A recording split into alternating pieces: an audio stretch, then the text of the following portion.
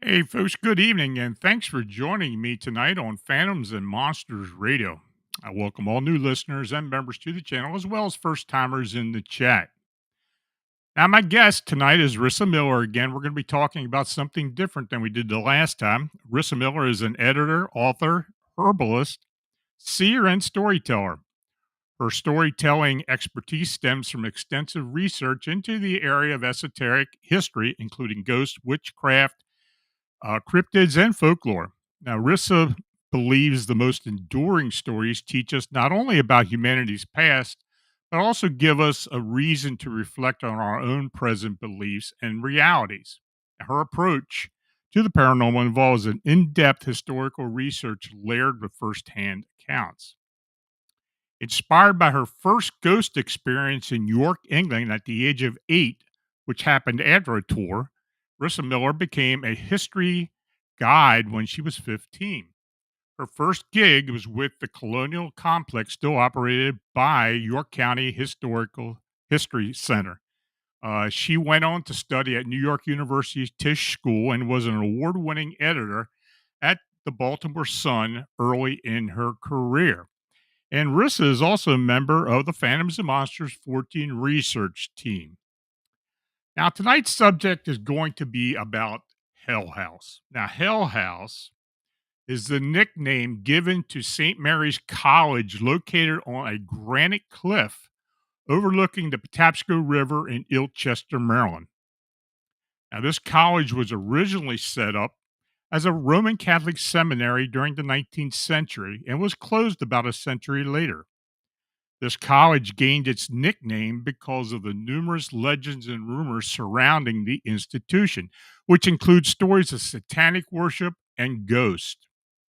Now, for 20 years, I worked as an engineer for the paperboard processing plant that was located directly across the Patapsco River from the abandoned St. Mary's College. Now, I was aware of the supposed legends associated with Hell House. As well, I have also investigated various reported hauntings and cryptid activity along the Patapsco River Valley from the headwaters near Mount Airy through Ellicott City and where the river empties into Baltimore's Inner Harbor and the Chesapeake Bay. And in fact, my Bigfoot encounter in 1981 near Sykesville, Maryland, was also in the Patapsco River Valley. So, that being said, let's go ahead and let's get started.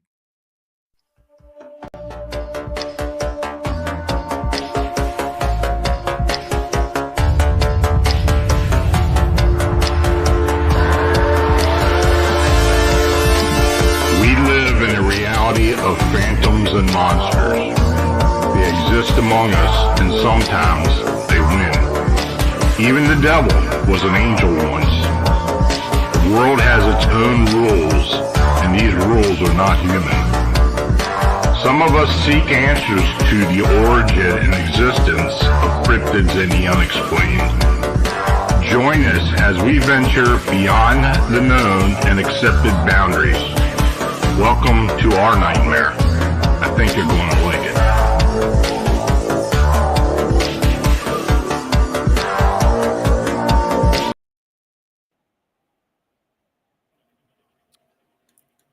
So, before I go any further, I want to mention that this channel is made possible by you clicking on the subscribe and like buttons and by you sharing our programming. Now, if you're watching on YouTube, super chat and super thanks donations are appreciated. You can click the dollar icon located below the chat box.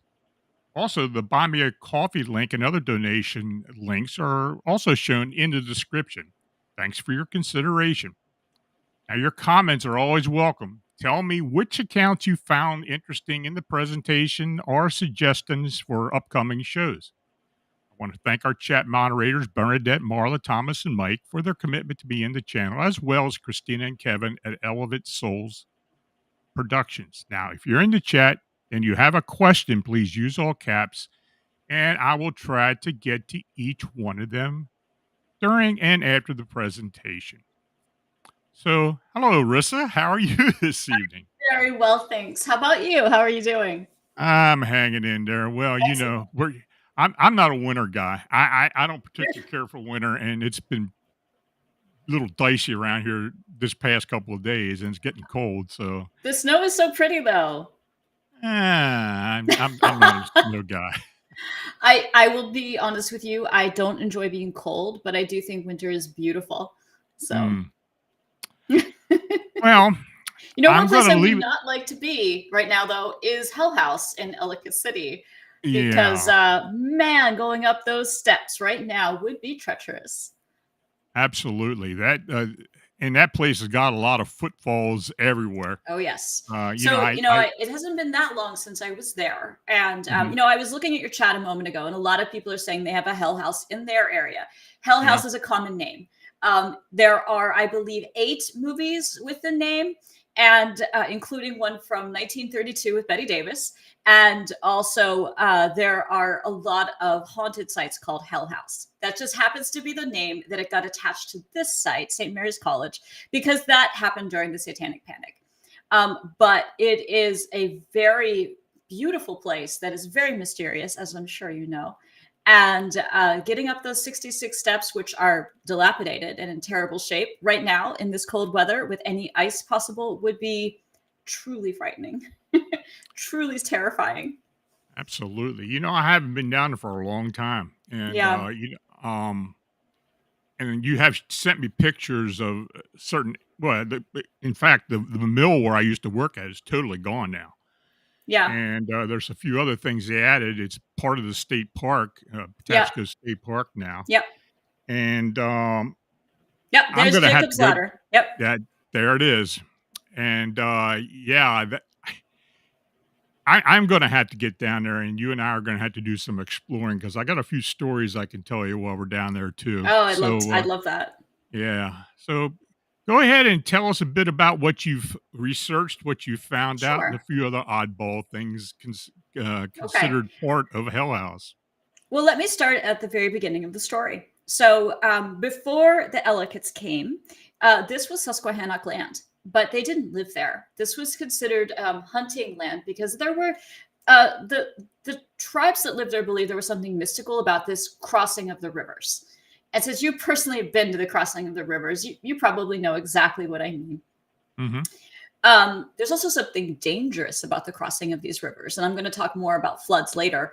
But in just the past few years, there have been 2 massive floods that happened at the crossing of the Patapsco and Tiber rivers, right Right. where Ellicott City is located. And I'm going to emphasize this more than once: the Patapsco River goes right past the property where Hell House was located.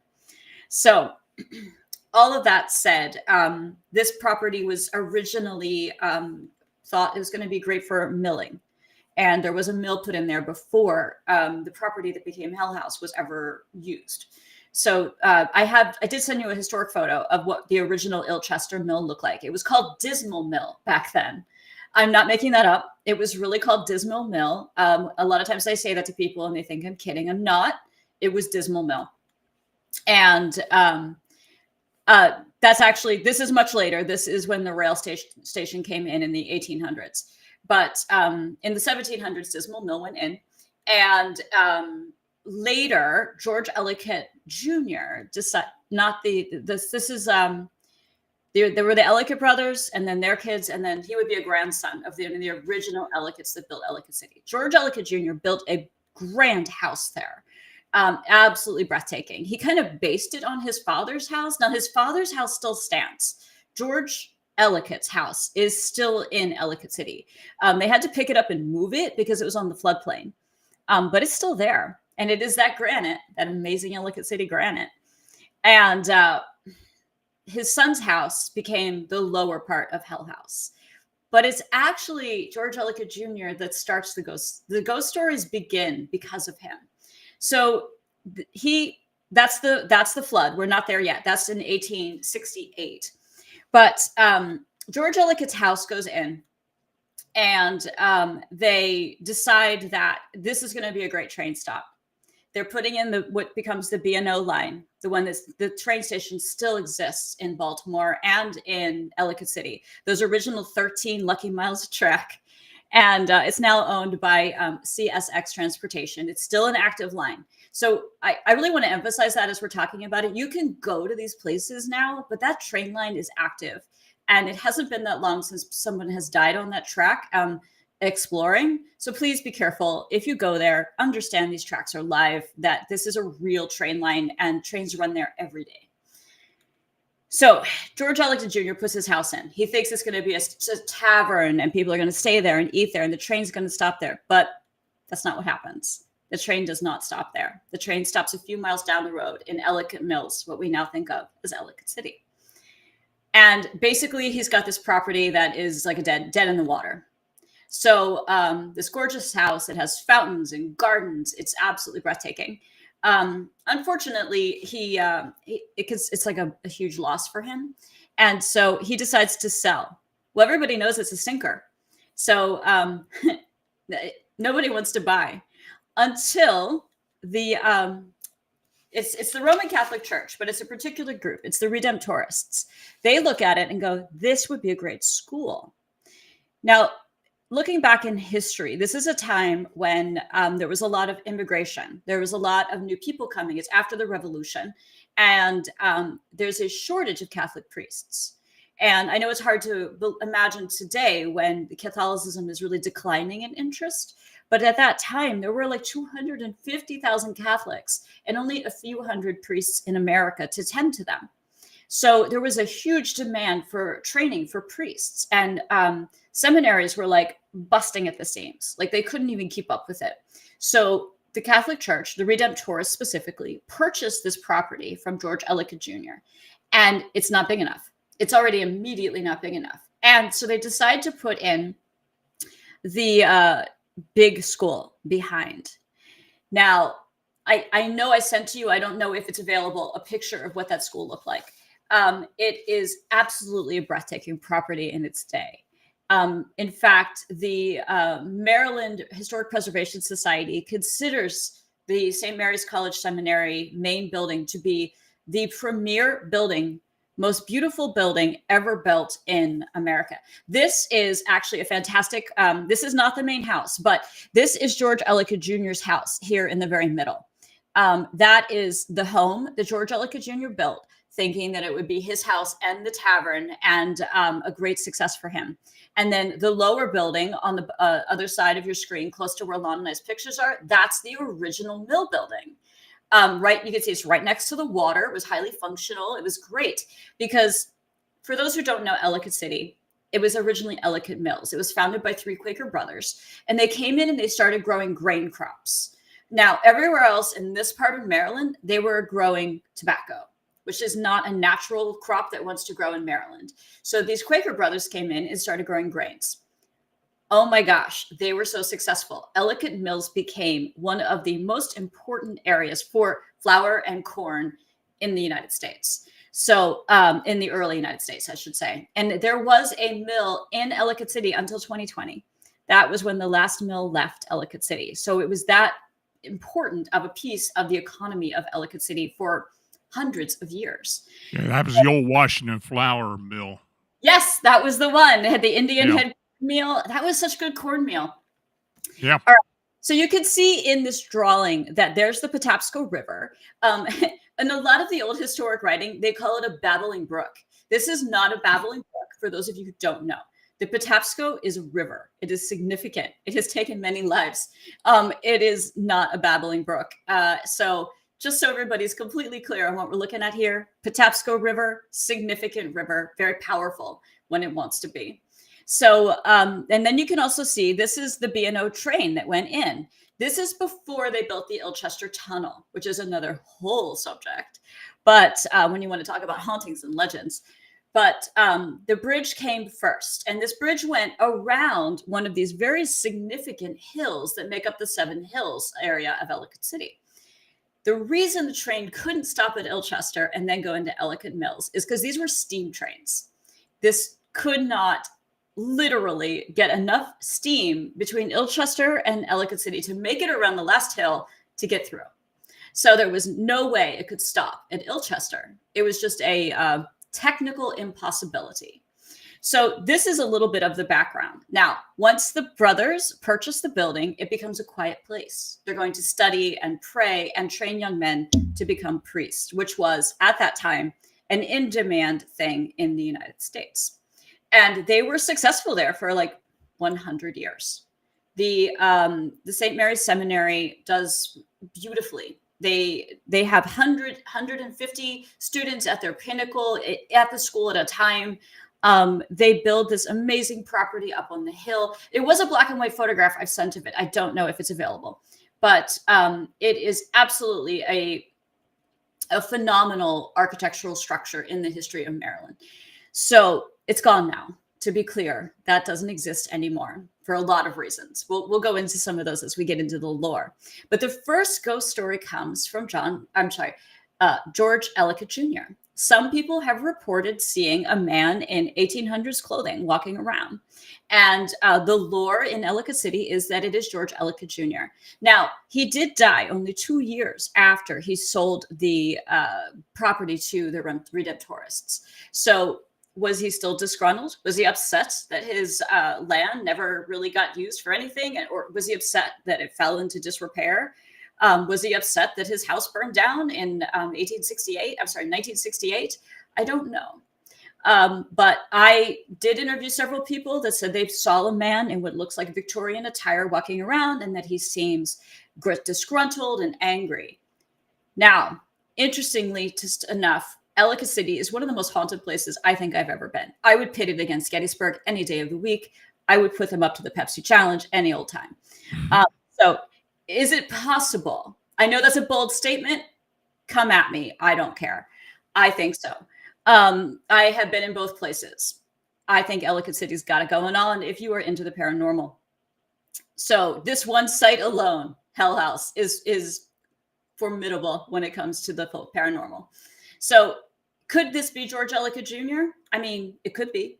This ghost does not appear to be super interactive. He appears to kind of like come and go very quickly. He's very ethereal. He does appear, though, in spectral form, which is a very powerful thing. Ellicott City does have a lot of spectral forms. I have been a ghost tour guide there for many years. I have collected dozens and dozens of stories from residents and tourists. I have seen a lot there myself. I would say that seeing a spectral form anywhere in Ellicott City is not surprising. Lon, I know that you've seen a spectral form in Ellicott City. I've had some encounters too. Yeah. So now this Victorian male ghost, it does not appear to be a highly interactive spirit. I don't know from the stories I've heard if this could be a residual. It could be, because nobody seems to talk to it. Nobody seems to interact with him. And he seems to appear down sort of near where the tracks are, which would have been where the lower house was. So maybe this is simply a residual. And you could still be a grumpy residual, you know, so that's a thing. But that is the very first, I guess, historically speaking, ghost story that I've got, that with several people having seen him. So that is not, though, what makes this site famous. The fame came later. So let's go next to 1868. The school is open now and things are just going along. And that's when the big flood hits. Now, anybody who knows Ellicott City, even who's watched the national news for the past few years, knows that Ellicott City has seen 2 devastating floods in the past 6 years. I mean, yes, there were deaths. Yes, there was a terrible, tragic loss. The one in 1868, which was the newspaper clip from the Washington Post that was up earlier, this one was worse. And it was even weirder. So when the Patapsco River flooded this time, it had only rained 2 inches, according to the data charts of the time. It is terrifying to think of what happens next. Because of the structure of how these 2 rivers are put together, a wall that is 20 feet tall of water comes down the Patapsco and wipes out Ellicott City. So that mill is gone. 40 lives are lost. Some reports say 43. It was an absolutely devastating flood. When I was reading some of the accounts from the old news stories, it was, I mean, it was kind of like I was ready to gasp sitting in the research library. They were saying that people were grabbing onto a roof of a building and getting swept down to the next roof. When that house would collapse, they get swept down to the next. We had some bad floods there recently, but they were not like that. And it sounded absolutely devastating and terrifying. In a fascinating note afterwards, a lot of local people said that the bad luck of having this flood in 1868 was because the Redemptorists built the school on the hill. And they said that God was angry that someone had came and built on his property. Now, that doesn't make a lot of sense to me logically. As far as I can tell, the Redemptorists did an amazing job taking care of that property. And I don't know why anybody would have been angry about it. And I think that this is just one of those very unfortunate things, that this particular spot, it is destined to have floods. It just simply is, because of the structure of the land. It has gotten worse in the past few years because of development. So that said, that was the first major happening after the Redemptorists came.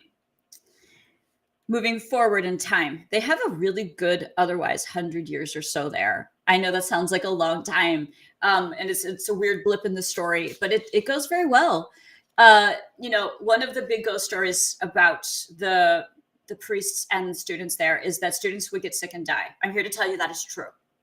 It is 100% true that some of the young men or the priests could have gotten influenza or tuberculosis or any number of other things, and they would have passed away and been buried at the St. Mary's Cemetery, which is still there, by the way.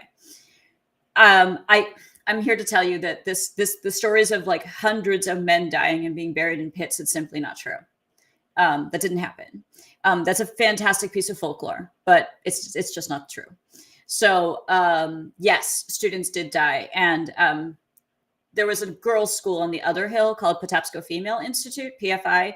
Yes, women died and got sick there too. We have records of these things. So this did happen. But as far as that being a part of the horror story of Hell House, no, unfortunately, that's just folklore. So moving forward, there's a lot of stories about nuns being at this property. I'm here to tell you that's also not true. There were never nuns there. It was just men. It was all men all the time.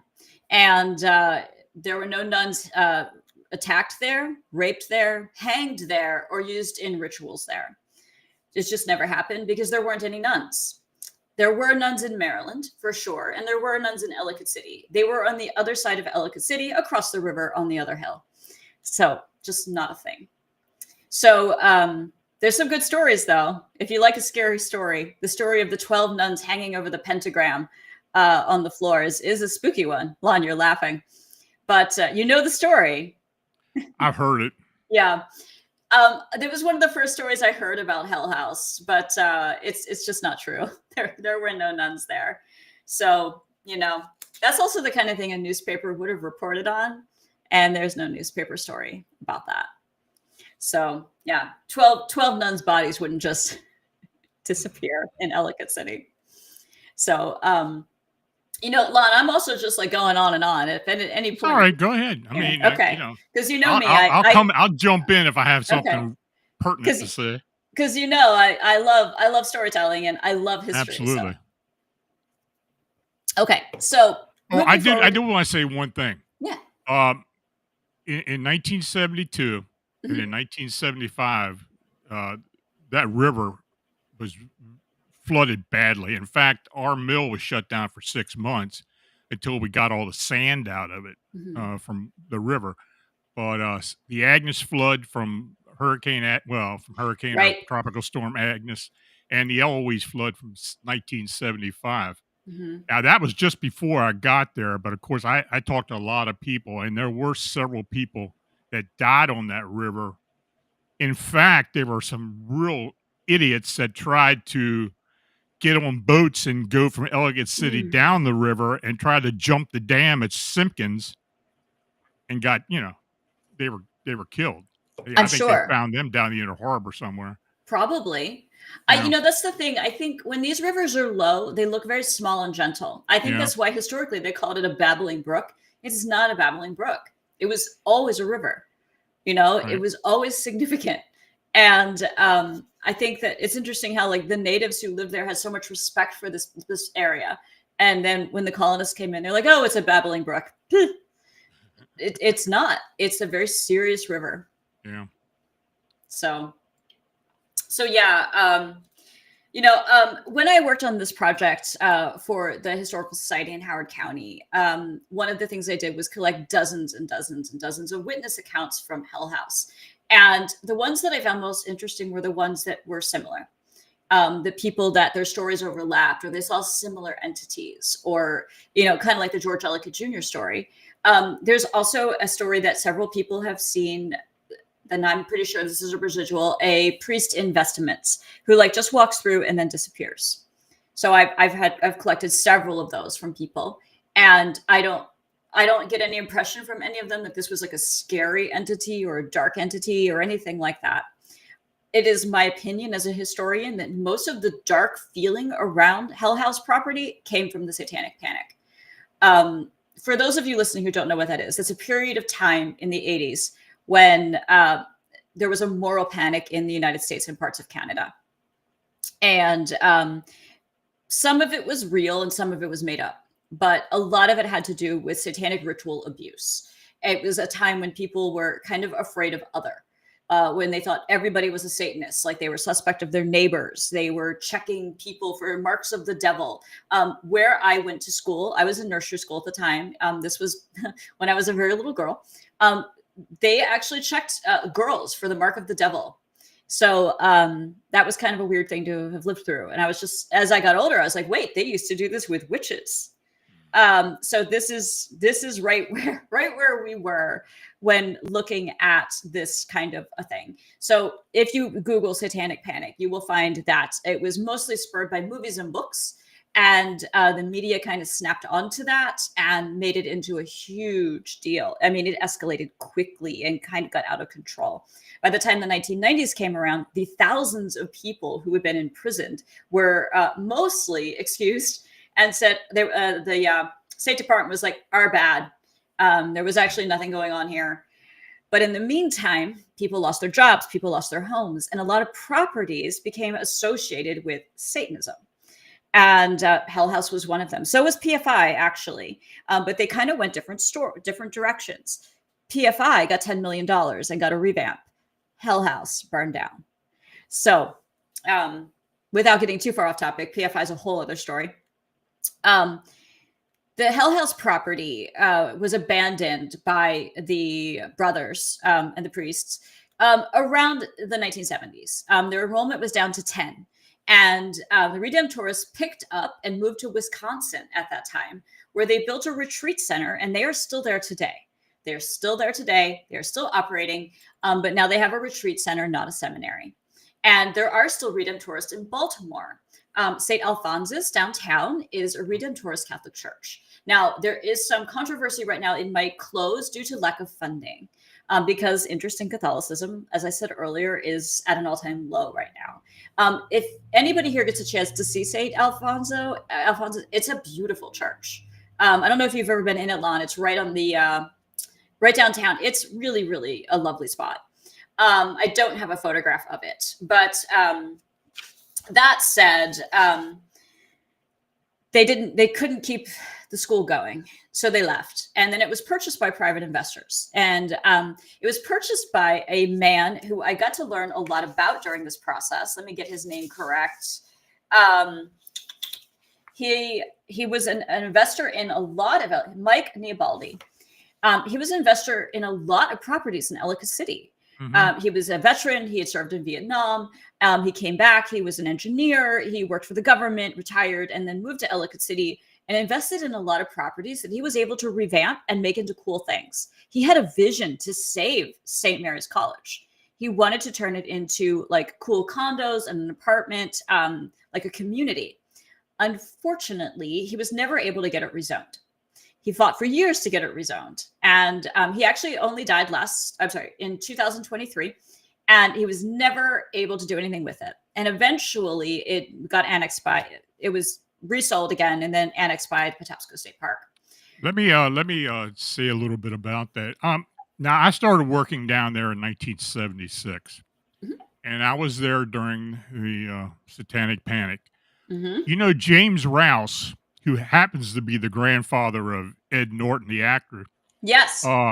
he who built the Columbia Mall and a Yes. lot of other malls all over the country. Yep. They were actually thinking about buying St. Mary's and some of the property around there. Oh yeah, it's beautiful land. Yeah, it is, but that during that satanic panic, oh my god, we had trouble with people getting on our property all the time, I'm coming sure. into the mill. I used to do guard duty on Sun nights, and I'd hear all kinds of crazy stuff across that river, and they used to have a guard there, I was and going that to guy talk about it. Yep. he'd go off with his shotgun. I mean, Yep. he was crazy. I mean, He it was so was. bad one He night, shot someone. he did shoot someone. I'll tell you about it. Let me find Go the ahead. correct page here. Okay, so the caretaker is another huge piece of the story of Mhm. St. Mary's, right? I almost feel bad for the guy when I researched him. Hang on, I have like 40 pages of notes in front of me. So he lived there alone, and he was hired to keep the property safe. And I think if the satanic panic never happened, he would have been fine. There wouldn't have been a big deal. But his name was Alan Rufus Hudson, and he was called Old Man Rufus or the Hermit locally. That's what they called him, Old Man Rufus. Yep, Old Man Rufus. His name again though was Alan, and last name Hudson. So he was hired to keep the property safe. And as I read about him, and I interviewed people who crossed paths with him. Do you remember the Scooby-Doo cartoon? Yep. Where there'd always be someone who's like, "You meddling kids." I kind of feel like that was his whole life. His whole life was meddling kids coming up to Hell House to like walk around and take pictures and drink beer and whatever else. Sure enough, he had a bad temper. And he also had 2 Rottweilers. So I don't know if you ever heard them barking. Yeah. I have encountered one of them when I was hunting over there one time. Yeah. Yep. So he definitely had the Rottweilers. That is true. I tracked out some of his family members. So he loved his dogs, and he did carry a shotgun. Now, legitimately, legally, the people going up there were trespassing. They were illegally trespassing on private property that at that point could have still been developed. Now, it is fair to say the bottom house did burn in 1968. So that was destroyed, but it was still in ruins. So it wasn't beyond hope, but that does change. So moving forward, in 1996, his story reaches a sort of a climax when on May 11th, 3 guys show up in the middle of the night and harass him. And they're illegally trespassing. He gets them to leave, and they come back at 6 a.m. with baseball bats to teach him a lesson, even though they're the ones illegally trespassing. He pulls out his shotgun and fires 1 shot, and he hits a man in the side named Colt James Conroy. He was 22.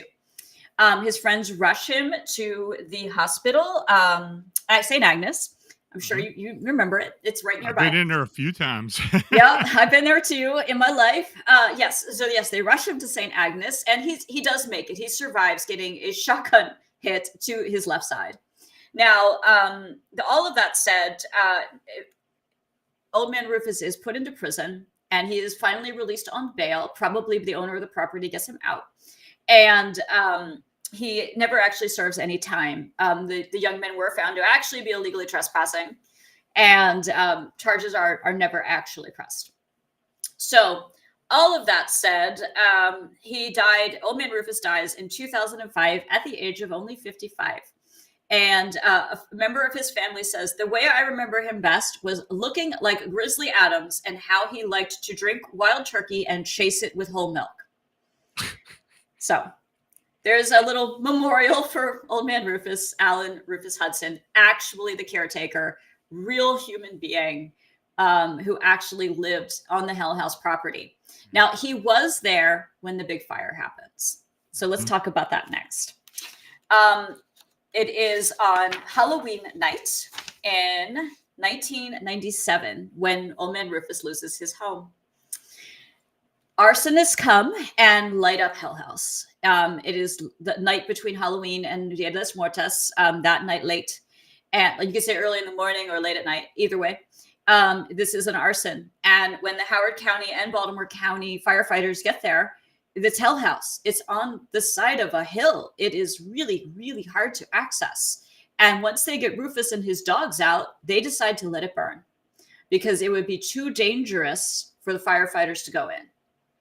So there's a lot of controversy about this. This is an unsolved arson to this day. Nobody knows what happened. Nobody knows who burned it. I couldn't even find. So also, I will tell you, I did reach out to Howard and Baltimore County Police Departments. Nobody got back to me to talk about this. Even though I was doing research for the Historical Society, and nobody got back to me to talk about this. Well, I can imagine going up Bonnie Branch Road was almost impossible. Could you imagine? I mean, I don't know.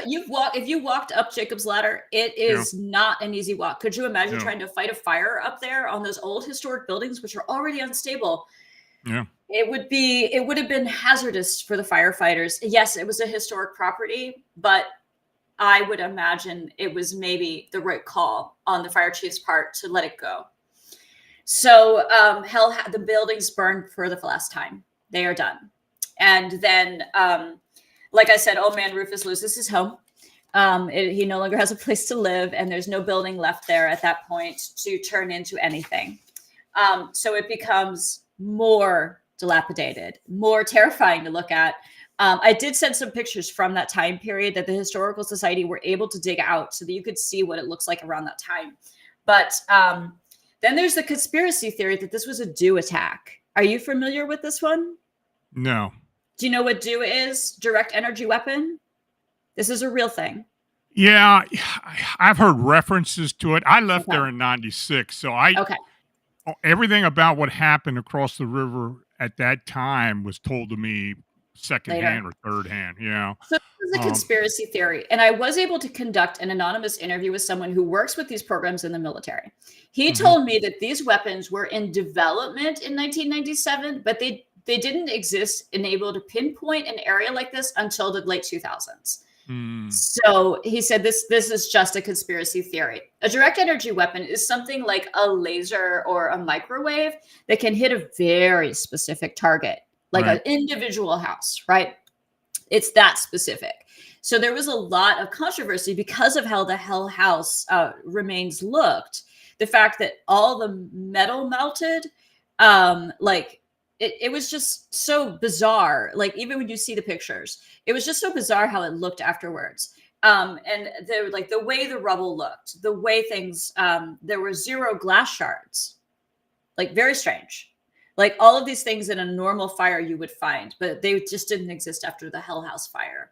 Right. So I did check into that, and it was just not technologically a thing yet. Let me ask you, is the drug treatment center still up on Bonnie Branch? I'm not sure about that. There used to be a drug treatment center there for years. Yeah. I have heard about it before, but I'm not sure if it's still there or not. I'd have to look into that to get the exact data. Okay. So anyhow, there have been some other things that have happened at Hell House besides ghost stories, though. And I wanted to make sure I mentioned that I did collect stories of UFO sightings there, as well as a story that Goat Man, one of Maryland's own cryptids, was seen there. So are you familiar? You're familiar with Goat Man, I imagine. Oh, yeah. Okay. Yeah, I've been down to Laurel and Bowie and all. I've done a lot of investigations down there in the area. And, I think the Goat Man story is all through Maryland. You hear people talk about Goat Man all over the place. So right, he must get around. He must move a lot. Yeah, It's a hell of a lot of walking from Beltsville, where he started, to walk up to Ellicott City. But maybe he thought, I'll go up to Hell House where there's nobody around and I'll hang out there. But yes, I did. There's apparently a reported sighting of Goat Man there. For those who don't know, he is a story that started at the Beltsville Agricultural Center of apparently a misdirected experiment gone wrong. And he is apparently a violent cryptid. He's not one of the neutral ones. There's one of the most infamous stories was that in 1971, he killed a dog named Ginger with an axe off of Route 1. That did actually happen. Oh, yeah, the death happened. There are newspaper clippings about it. But with all So, the Bigfoot sightings we've had in that area, and yeah. we've had a lot, I think the whole goat man thing was a misidentification. It may have been a Bigfoot, uh, because there have been a lot of sightings around there, and even in Howard County, and of course, when I had mine up by Sykesville. Yeah. So yeah, it's that whole area has got a lot of Bigfoot lore. So then I also have I collected stories of UFO sightings from the region too. Yeah. When I put out the call for ghost stories, some of these UFO sightings came in, and I thought that was really interesting because this just seems like one of those spots that's just a paranormal hotbed. And the history doesn't support some of the stories, like the nuns, but the Hmm. history does support some of the mysticism. So the UFO sightings usually comes from people who were climbing up Jacob's ladder, and I've climbed it myself. It's a heck of a walk. Um, it's 66 steps up. Everybody says it's 69. It's not. It's 66. Sorry, but they say that when you're walking up, sometimes you look up and you see these floating lights that are moving in ways that things shouldn't move. And I always ask people, could it have been a drone? And they always tell me no, that it didn't. There was no sound. That there was, it couldn't have been a drone. And one of them said it was even before drones were a thing that he experienced it. So, Well, I tell you, the Patapsco River Valley, and especially there around Ilchester, was the flight pattern going into BWI was mhm. right over that. Yes, it does. And we actually had a meteorite come Oh, through there in 1988.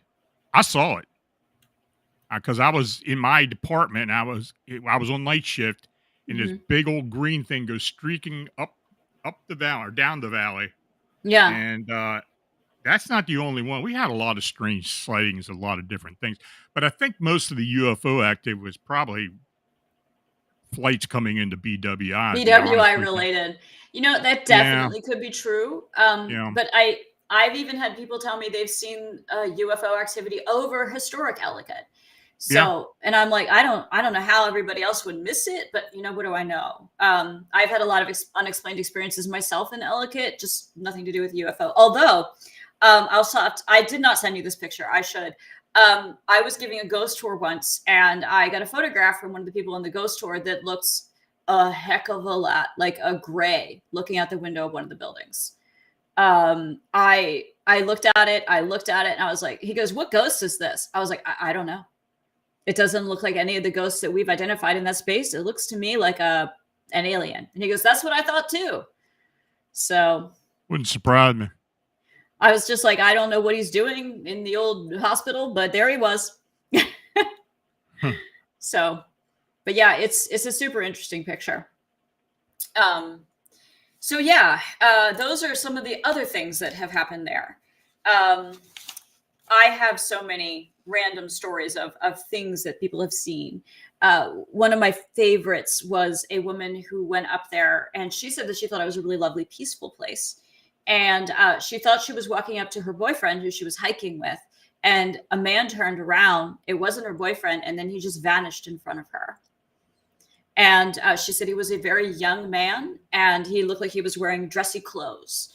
And that could have easily been the spirit of a student, or even just a walk-in, for all I know. But she said it was just very startling, but not terrifying. I think that's one of the most interesting things is all of the legends of Hell House have to do with things like Black Mass. So, I did call and check. The Satanic Temple said they never actually had an outpost in the state of Maryland, ever mind Ellicott City. So there was no officially sanctioned Satanic Temple group practicing there ever. Doesn't mean that there weren't Satanists there. It just means that they weren't with the actual Satanic Temple. And they do have outposts in Pennsylvania, New Jersey, and Delaware, but not Maryland. And so I thought that was interesting. Yeah. If there, could that have happened there? Sure. I did talk to people who have gone there for like pagan and witchy rituals. Yeah. So those stories are true, and they still happen today. In fact, I met a group of women who go there to practice their rituals, and they take trash bags and clean up. So I was like, great, because that site needs it. every time I've ever been up there, I've been heartbroken at how much litter is up there. It's almost like people climb up there with beverages. There's Yeah. so many beverages everywhere. Yeah. Old cups and bottles and water bottles and Mountain It's Dew. always been like that. I mean, the river itself, Yes, when I I've seen first it. started working there, a lot of that river was a hangout the whole way from where River Road starts Yep. up on Frederick Road, the whole Yep. way over to the mill.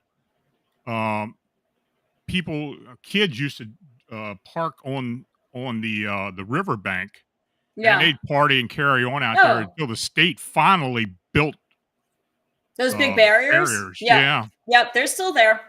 And yeah, there's tons of signs crazy. saying like, do not park here.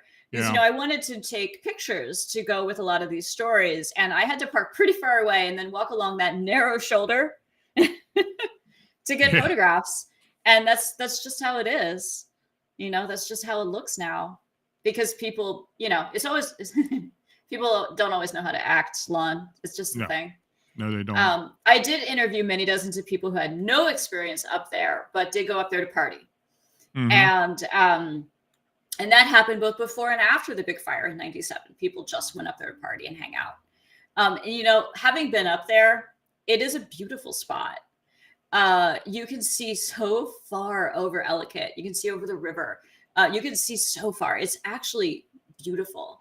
And have I ever had a weird experience there? Yes.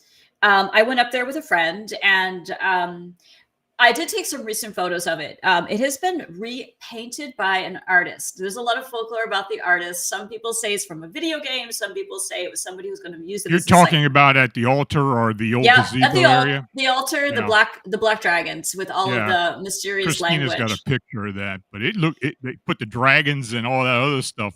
It does look Paint. amazing. It is amazing. It's amazing. So I did not see an entity when I went up there, but I went up there with my friend Allie. And her and I were walking through a trail. So this is an older photo It's an older that you're photo. seeing now. This would be probably early 2000, like maybe 2005 to 2010, somewhere in that area. That was a photo submitted to me. The gazebo has fallen down more since then, and it has the black dragons on it. But that said, we were walking around the trail. There it is. That's the more recent look. This is what it looks like right now, although it probably has snow on it. So this is just such a peaceful, beautiful spot. I've been in a lot of haunted places and a lot of spooky places, and I don't feel bad here. I felt calm here. I felt like I could sit there for hours and like read a book. And then her and I were walking this, you see the path on the front. It actually continues down and goes all the way around that gazebo. And we were walking on the trail and we came back and there were two pieces of big citrus fruit that had not been there. There were two of us and then two big old like grapefruits laying there that were not there before. And nobody else was up there. It was completely quiet. We just said, well, thanks. We took them and put them back on the altar, but there was nowhere they could have come from.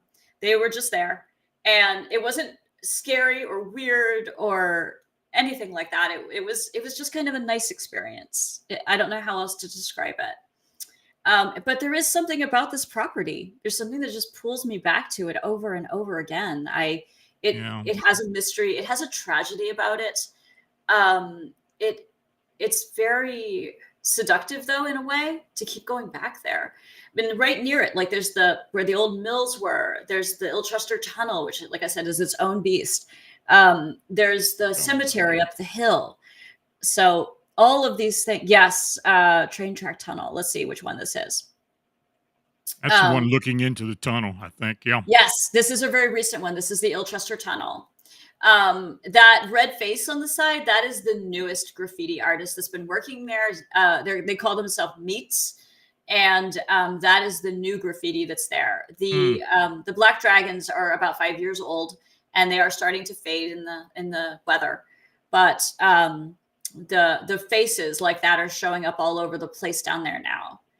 But the Ilchester Tunnel, what a fascinating other spot. You know, I I've got so many bad memories of that tunnel of people. I I bet. had a guy I worked with committed suicide on that train track right in front Mm, of the tunnel.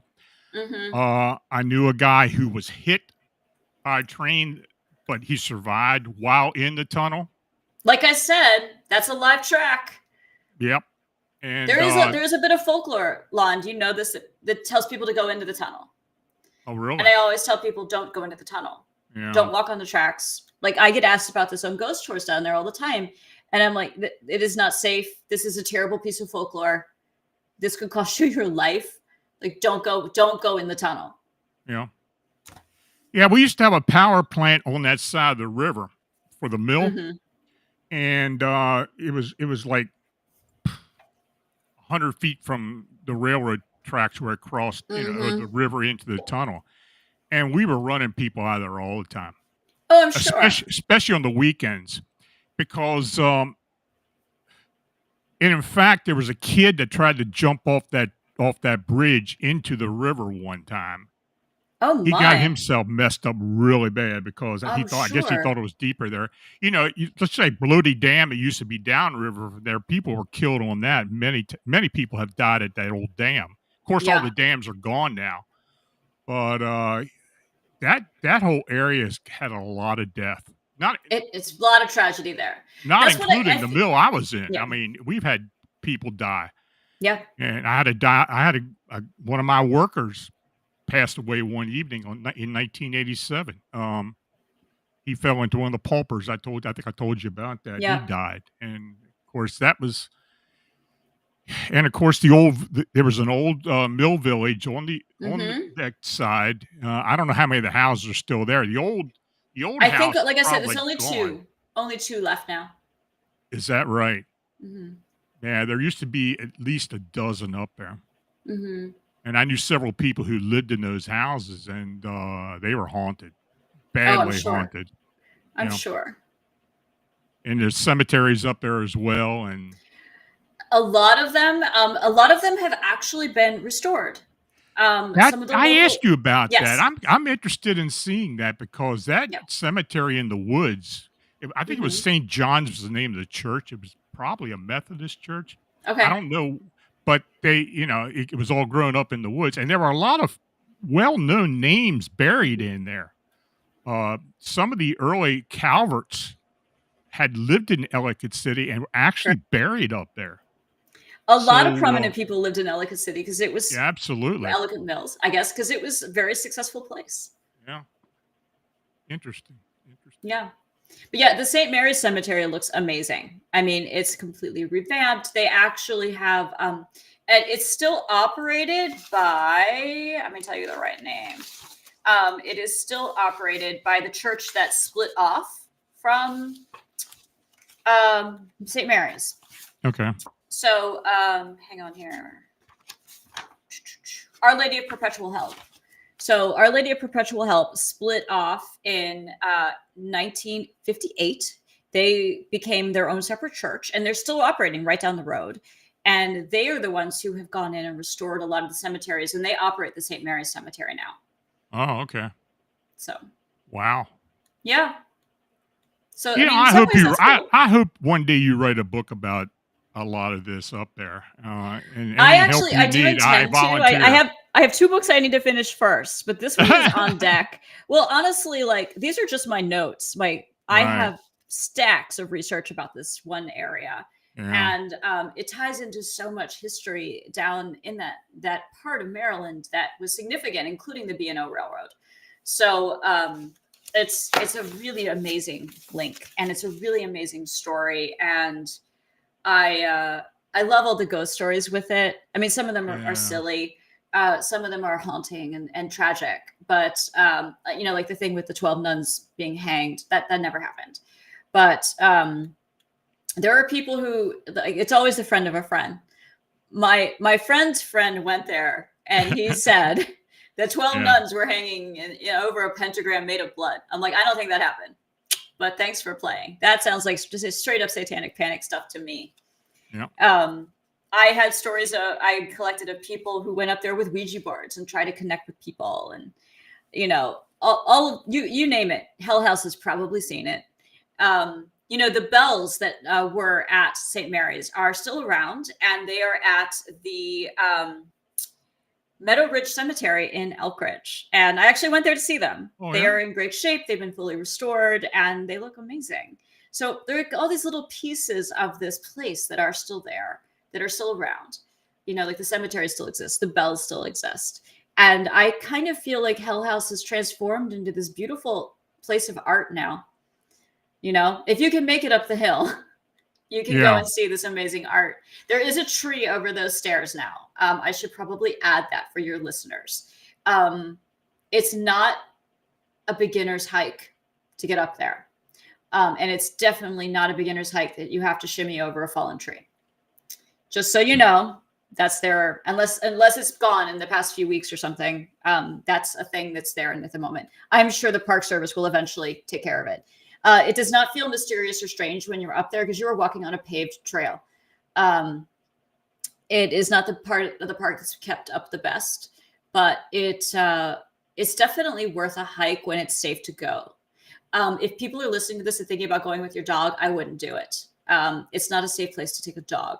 It'd be a great place to have your dog fall, there are like big, huge cracks in the ground and things like that. It's not a place to fool around. I don't know if that makes sense. Oh, I agree with you. I mean, There I are used to spots go, where you can like drop right off that side of that hill.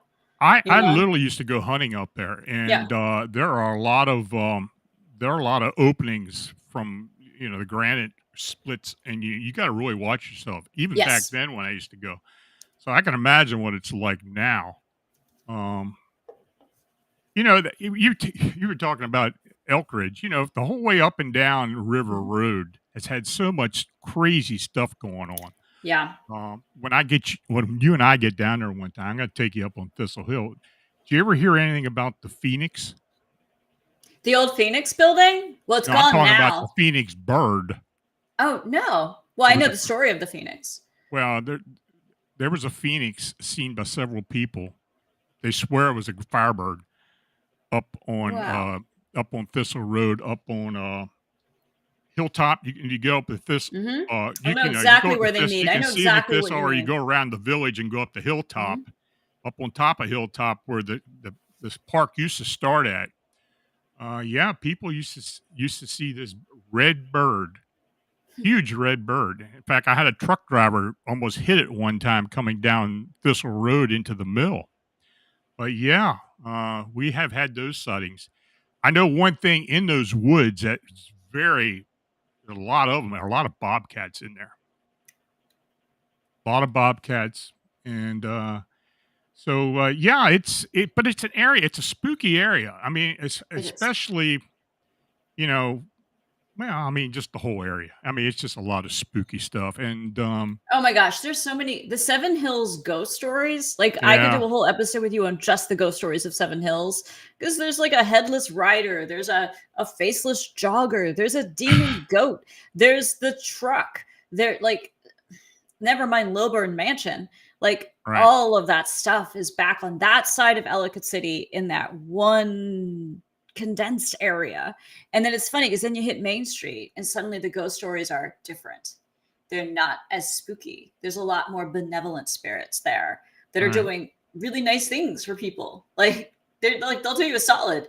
Whereas like you get back in that Seven Hills area, it's funny because even driving through, you can feel a change. You can feel a change in the atmosphere and the air. And people do still go hill hopping back there, just so you know. I've had people on my ghost tour tell me, like, oh, we still do that. I'm like, this is a terrible idea. When they try to hit 100 back on those roads, those roads are terrifying at 25. yeah, I can't imagine wanting to go 100 in the dark because it always has to be at midnight, of course, right? So, yeah, no, I think the human element is also scary, but yeah, yeah, the absolutely. stories back there are really something. There was an old hotel back there that has a Yep. ghost. There's just and your own story about the gray lady. Yeah, the gray lady. And for people who don't know, well, maybe you Did can you know? talk Did I about tell it. you I dressed up as the gray lady? That You gray did tell lady me that. was on Halloween one year. I had an encounter with the gray lady. and I believe it was uh, Catherine Kennedy, Hmm. who her father was John Kennedy, who was the Secretary of the Navy under Millard Fillmore. Well, he had a mansion back there, but also Gray's Mill was near there, and Hmm. Gray's Mill was one of the first paper mills to actually go up into built in the United States. And some of the, I don't know how much is still left there, but at a time Hmm. near the turn as you come off of Frederick Avenue down into River Road, some of the old millwork or some of the weir was Hmm. still there, and I don't know what's Yep. still there. But Well, the weird building is still around. okay, Yeah, it's super haunted. I mean, and it has some wouldn't malevolence surprise in me. it too. Yeah, Yeah. it's not the best. I don't go in it. So, Well, that area, it used, like I said, it was a lot of famous people used to go there. Edgar Allan Poe knew mhm. Kennedy. Yep. Washington Irving. Washington Irving used to go there because he had an orchard there. It was just a lot of weird, a lot of neat stuff, a lot of historical stuff. They used to talk about, or used to talk about waving at the Union troops as Mhm. they were going on the train on the old B&O line heading to battle. And she'd be on the other side of the river waving and such. Now, of course, that was all destroyed back in 1860, 68, was it Yeah. 68? Yep. And they moved out of there. And of course, they said Kennedy owned one of the biggest private libraries in Mhm. the United Yes. States, and that's why Poe and Washington Irving, for the most part, used to go there because of what he had. They used to do a lot of research there. So all of that was gone. But when I used to work down there, the old slave quarters were still there. Now I don't know if I don't know I'm if not they're still sure. there or not A because lot of the buildings that you remember might very well be gone. yeah, probably is. So, because Yeah, even some of the buildings that you were talking to me about, I went to look for, and they're not there. yeah, So, that's unfortunate. But yeah. they did, you did send me a picture of they put the sign up there talking about the history of Gray's Mill and the Kennedy Mansion, I guess. And yeah, I do have Harper's drawings of that, and I did send that to you, I think. Mhm. But yeah, it was a very well known area, but unfortunately, things don't last forever. And that river recycles itself so much. I mean, It does. It's such a sweet, gentle river when it's not angry. It's so easy to get kind of lulled by it, mm. and then you see it get full. It is terrifying. Yeah. Yeah. During Agnes, they estimated that it was 40 foot above Mhm. breach level. So you can So imagine there's the water going down through that valley. oh yeah, there's on the bridge going into Ellicott City now, which I did not Mhm. send you a picture of, but I probably should have. They have marks where all of the different floods have hit. Yeah. Agnes is on there. It's one of the higher ones. It's not as high as 1868, but it's significant. Yeah. You talked about the recent floods. I mean, they've had some really bad ones. And Yes, yeah. like I said, Yeah. people have lost their lives in them. Yes. I have a beautiful ghost story. This seems like a lovely way to start to wrap things up. Mhm. Um, so one of the ghosts in downtown Ellicott, two of the shopkeepers were in the basement of their store that used to be the old telephone company, Mhm. like back in the 1940s and 50s when women connected calls. And it was the night of the second flood, but they didn't know it yet. They didn't know it was the night of the second flood. They just thought it was a bad rain because they had said the first flood that hit was the 100-year flood. And they were like, there's no way we'll have, the experts were like, it can't happen again. Well, it did. And it was only a few years later, unfortunately. It was in 20, I think 19, the second flood hit, right? Yeah. So these two people are cleaning up and working in the basement of their shop, and they find all this old telephone stuff, like from when the company was still there, all this old historic things. And suddenly a golden orb appeared, and it was fairly big. They both described it to be about the size of a beach ball. Now they knew Ellicott City was haunted, and they were kind of like, okay, like this is going to be a ghost. Well, the ghost kept circling around and trying to push them out the door. And they finally got the idea that they should leave. And they both said that the ghost felt warm, that it was not scary, that they both felt very curious about it, but not terrified. And they decided then to leave. Well, they got out and the water was already over ankle deep. And they were like, oh my God, it's happening again. And when they relayed this story to me, they said that they are 100% sure that that ghost saved their life. That whatever that entity was that appeared, they said they're sure it was one of the ghosts of the women that used to work there. I don't know if that's true or not, but they said that they did not get rid of the old telephone operating stuff, that they left it all there as a way to say thank you. And they leave a space for the ghosts in the store because it saved 2 people's lives by having them evacuate during that second flood. I'm trying to think, where is that? Where's that building at?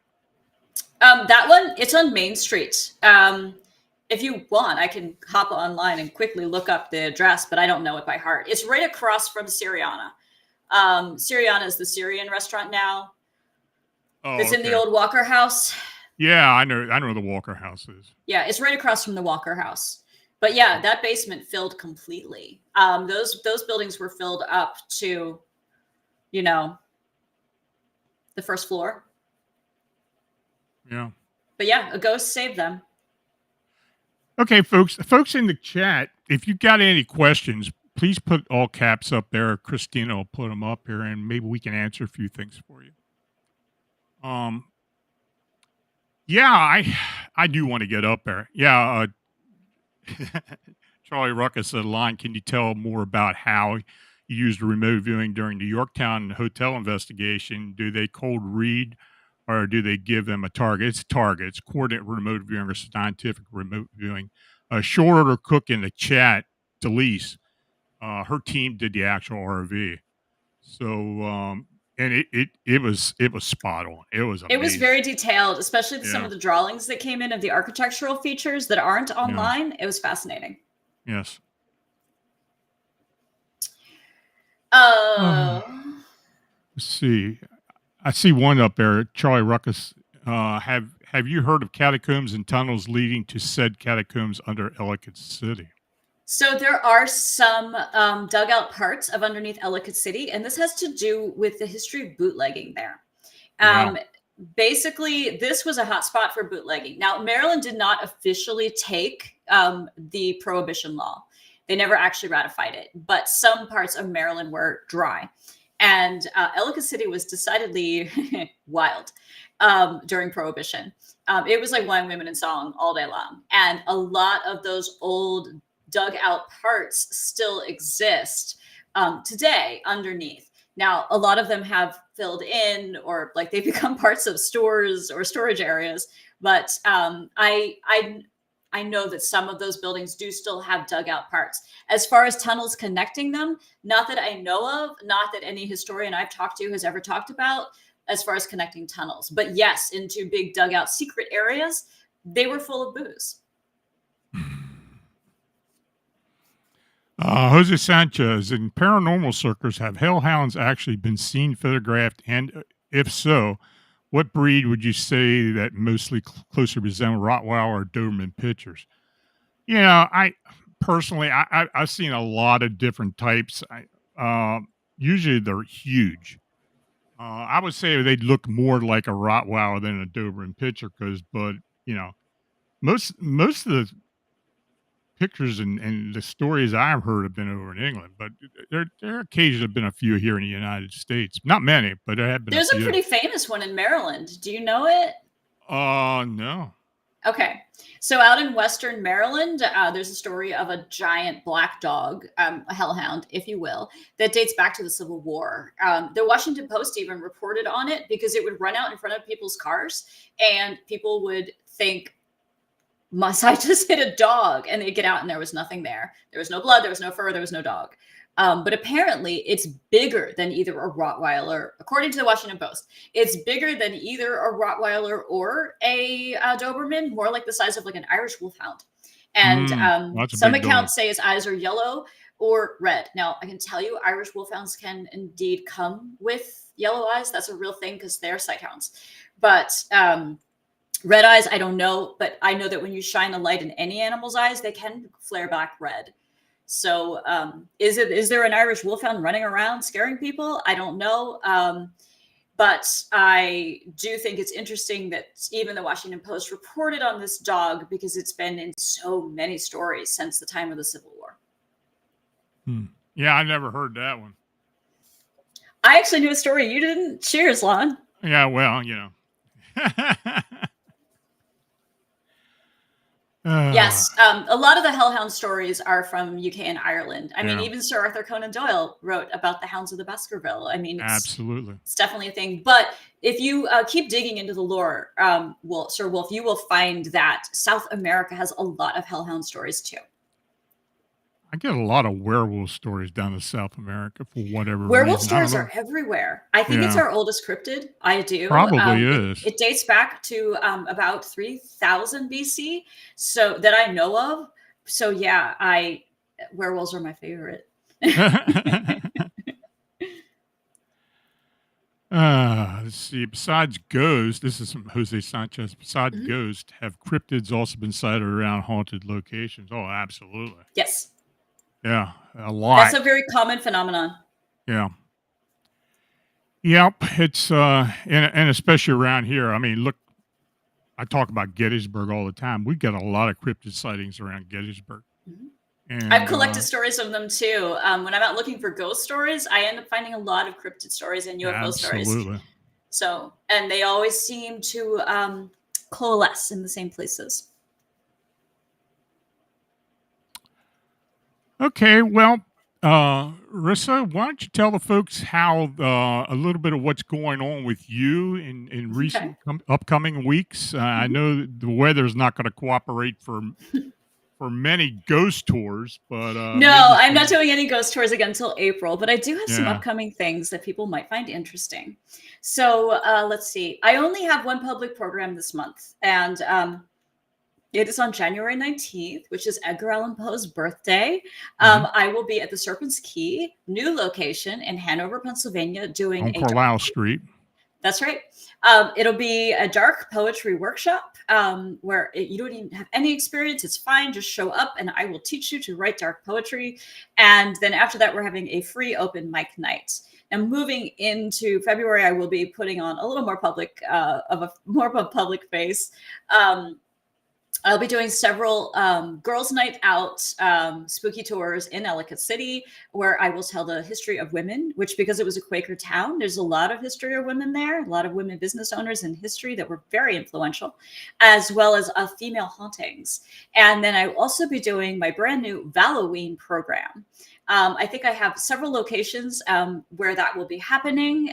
Serpent's Key is one of them, as well as it will be in Gettysburg and a couple of other spots. Halloween will be haunted love stories, and they will be both regional and international. Some of the best scary stories of romance from the ghostly pantheon. I am really excited about it. I've been working on this program for the past year, and it's going to be extra great fun. So you don't need a date. Come alone and or bring a friend and enjoy the scary stories. I had to, when's that going to be? I don't know the dates on by heart, but if you go to my website, Tea and Smoke, or my other website, hauntedpa.online, I will be adding all of those dates probably over the weekend. Okay. As well as ticket links. Yep. Okay. Well, folks, first of all, I want to thank Rissa for coming on. And I know we're going to have Rissa on again because, we just are. And, thank you. And she's on the team now, and her and I do converse a bit. So, I'm quite sure we're going to discover a few other things that we can talk about eventually. I'm sure. Maybe her and I get on another investigation together as well. I would love to tell you too. This year, my big research project in Maryland is going to be the Ouija board. And in honor of it, I even wore my planchette earrings tonight. Oh, cool. But I will be doing a huge research project for the museum this year on the Ouija board. Cool. Yeah, well, Baltimore was kind of the hub for the Ouija board. That's kind of It where was it its really home. started at. It was Yeah. its home. Yep. Is Okay. there a link Well, for Rissa? Yes. You can probably most easily remember Tea and Smoke. TEA and smoke.com. well, Rissa, again, thanks for coming on. Mhm. People love when you come on here, and I've got a lot of response from the last time you were on, and I'm Great. sure Well, that we'll was get a a great lot this show. time. Yorktown. So good. So Yeah. good. So if we do other investigations, we will definitely let you know about it and talk about it, and maybe something will come up this year. So Oh, you I'm take care, sure. You too. and we'll talk soon. And folks, again, I want to thank each and all you for watching and chatting. And if you donate, it's truly appreciated. Your support's what makes all this possible. So please like, subscribe, and share. And if you have a sighting or an encounter report that you'd like to be considered for the personal report show or for the Fams and Monsters blog, or send something to Rissa. I mean, if you got something you want to look into, contact her. But you can contact me and I can forward anything to her as well at lonstrickler@famsandmonsters.com. So until we meet again, stay healthy and safe. Have a good night and have a good weekend. Talk soon.